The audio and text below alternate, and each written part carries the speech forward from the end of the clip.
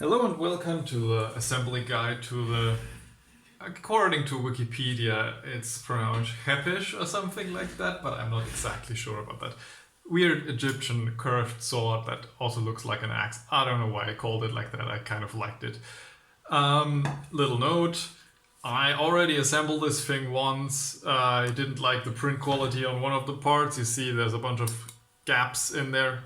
I have some grease on my hand. So I took it apart, redid it, and now I'm reshooting this video. Yeah, right. Let's get right into it. As for printing, there's nothing special to note, so you can just run it 15% infill on free walls. That should give you plenty of well, strength. Okay, let us begin. First you take the receiver. This comes in like way later, but we can ignore it for now. I'll just explain when it comes in. Take the receiver, then we take our trigger.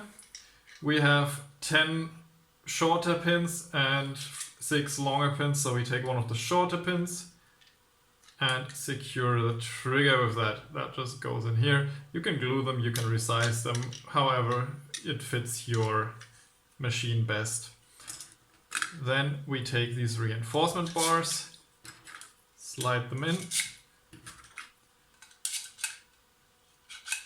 The top one is not supposed to be like pinned in any way. That just sits in there and acts as a prevention for twisting.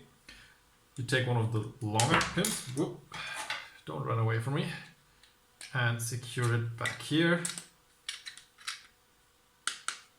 There we go.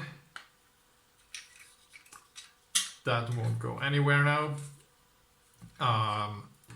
Next up, we can install the pins towards, not the pins, the reinforcement bars for the front. Take a shorter pin, and that goes in there. That didn't want to fully go in there. Come on, there we go. Didn't hit it properly.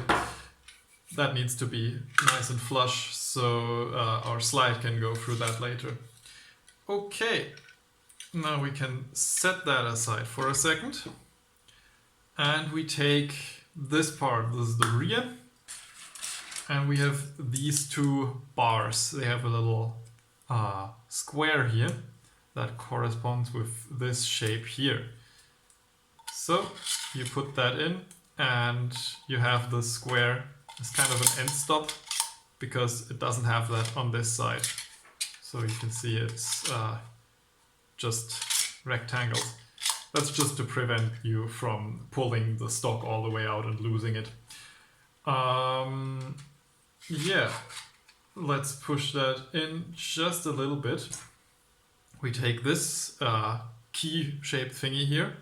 This will go in, well, not easy the first couple times, but it usually wears in after a couple of changes. So the way you install this the first time is you go in at an angle to the top thing and then twist that in.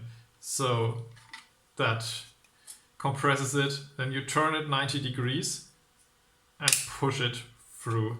Mine may need some wiggling. You also have to watch out that this stays all aligned.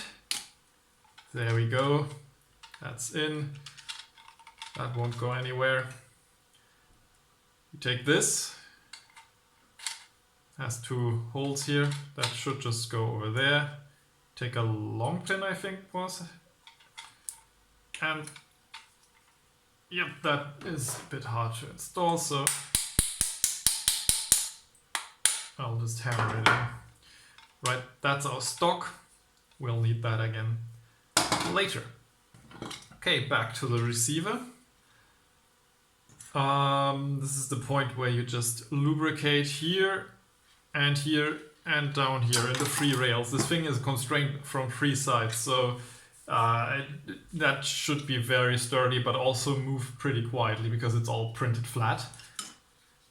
Ton of extra parts with that way of assembly, but it's worth it. It makes everything a lot quieter, and that's always nice with fully printed blasters. Okay, we can push those through to the back for now.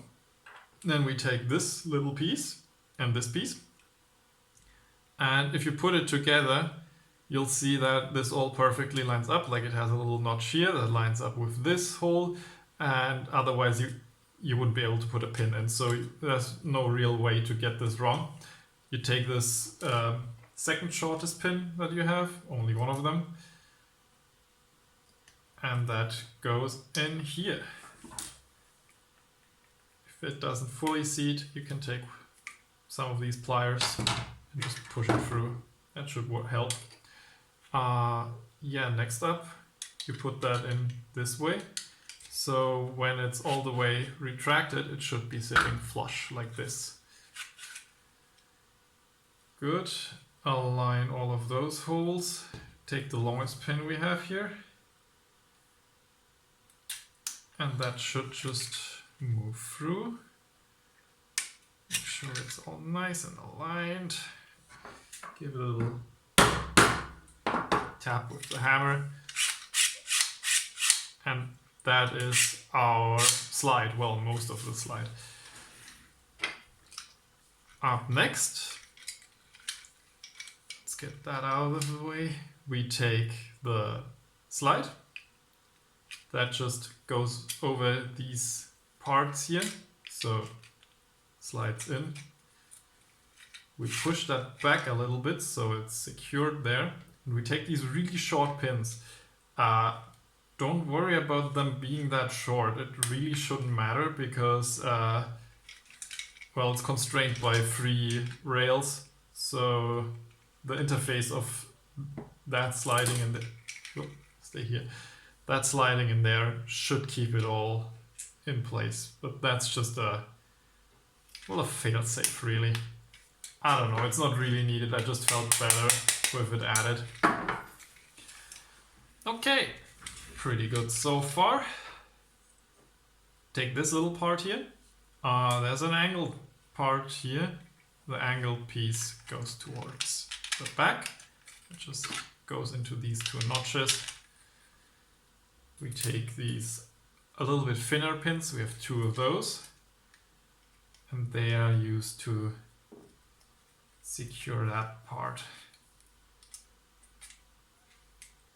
Let's adjust this. You can always, as always, adjust the strength of a connection. Well, not strength really, but the slip a pin has by just turning it. Well, with the layer lines and stuff. That may change the retention a little bit.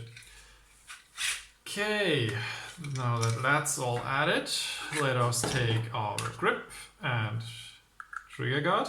We put that together like that. Like it's not a fastened connection, but it's just clips together a little bit. So we take a long pin, a shorter pin. Well, let's do that real quick. Long pin,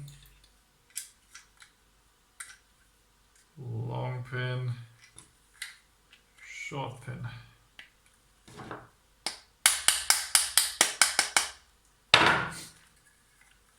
Good. Now we put all of that backwards a little bit. Well, not backwards, like push it back. Right. Now would be the part where you put this pin in here. That's another long pin. Oh, come on.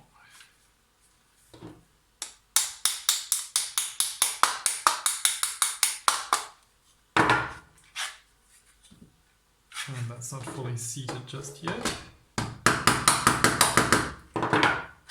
There we go. That moves relatively smoothly.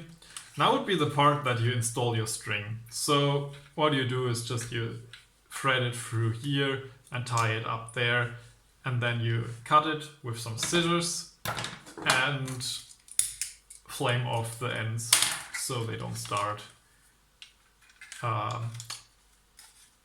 dissolving. So I already did that and I didn't want to cut my thread again, so it stays like this. Good. Then we take this part, that's our muzzle.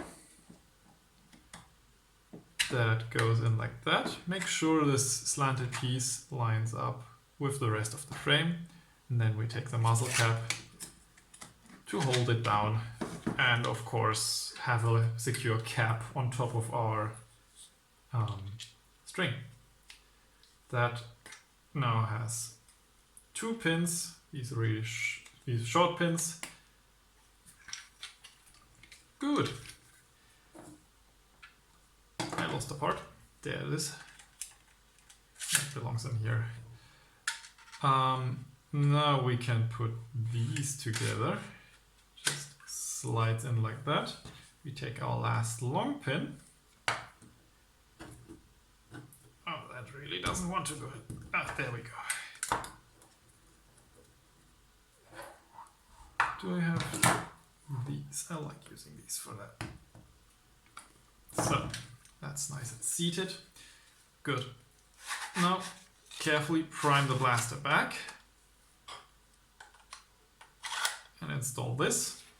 That's our foregrip.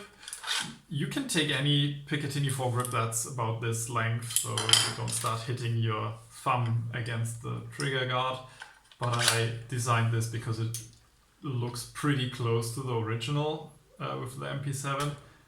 And that has this little fork-shaped thingy that just goes in here and creates a pretty solid connection. Okay, last couple steps. We have our top rail. The back rail has this little cutout here for our adjustable stock. So you just click that in, and that now has 5 pins that need to go through here. And this is the reason I didn't secure the middle reinforcement bars, because this basically is the top reinforcement bar, and I didn't really see the point in having even more pins in there. It's already pretty sturdy as is, so not really needed. 1, 2, 3, and 4, and 5. Beginning to be like Sesame Street here. Right, now you can add whatever optics or what stuff you want. You can also adjust your stock a bit. It has 4 different levels, so like this, like this, like this, and like this. I like this length. Still has good stability. And it's nice to shoulder like that. Okay, now we can, of course, try it out.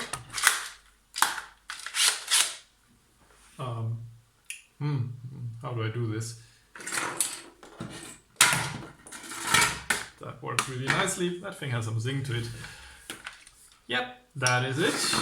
I hope you enjoyed building this thing. I really like it. It's a really nice little build. Doesn't take too long to make. And it works pretty well. Also, Talon mags are pretty damn nice. Alright, thank you for watching.